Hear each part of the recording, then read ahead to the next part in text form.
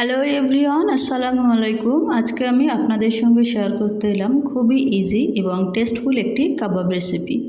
এটা আপনারা chicken, beef যে কোনো মাংস দিয়েই তৈরি করতে পারবেন।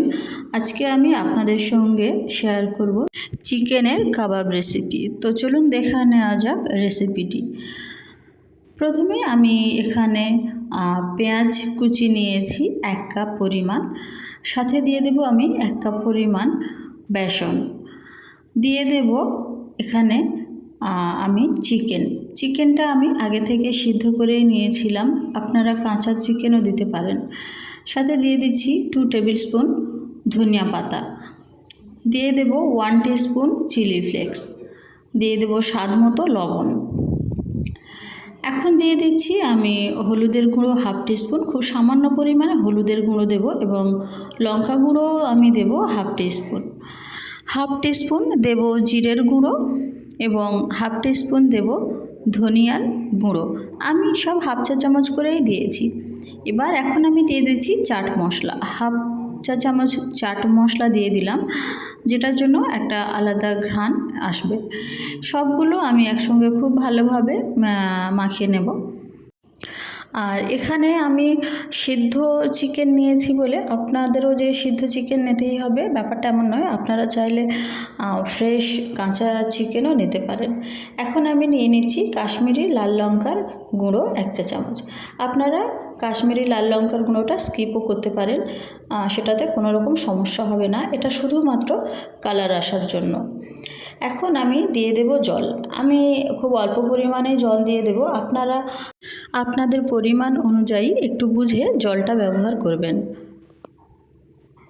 তো সব মশলাগুলো আমি একসঙ্গে খুব ভালোভাবে মাখিয়ে নিচ্ছি, আপনারা এটা খুব সুন্দরভাবে মাখিয়ে নেবেন।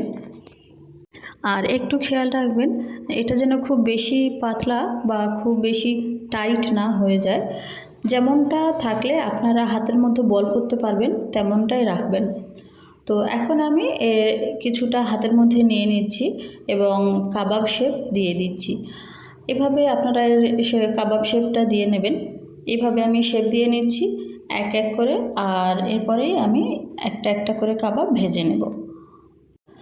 আর সাইডে আমি ওভেনে একটা ফ্রাইং প্যান বসিয়ে তেল বসিয়ে দিয়েছি, তেলটা গরম হওয়ার জন্য।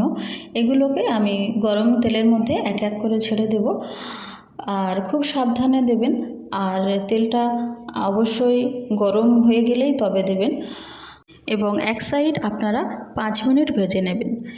আর ওভেনটা অবশ্যই মিডিয়াম ফ্লেমে রাখবেন, এটা হাই ফ্লেমে রাখবেন না, হাই ফ্লেমে রাখলে এটা পুড়ে যাওয়ার সম্ভাবনা থাকে এবং পুড়েও যায়, সেহেতু আপনারা এটি মিডিয়াম ফ্লেমে রেখেই ভাজবেন।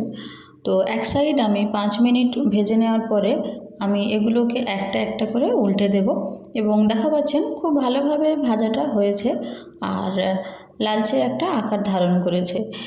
আমি উল্টে দেওয়ার পরে দ্বিতীয় পিঠটা আমি আরও 3 থেকে 4 মিনিট ভেজে নেব। ভেজে নিলে আমার চিকেনটা যেহেতু সিদ্ধ করা, সেহেতু এটা ভাজতে বেশি একটা টাইম লাগবে না, অল্প টাইমের মধ্যেই হয়ে যাবে। এখন আমি এক এক করে কাবাব তেল থেকে তুলে নেব, যেহেতু আমার কাবাবটা পুরোপুরি ফ্রাই হয়ে গিয়েছে এবং খাওয়ার জন্য পুরোপুরি রেডি। আর এই দেখা পাচ্ছেন কাবাব ভাজাটা কেমন হয়েছে, আর কালারটাও খুব সুন্দর এসছে।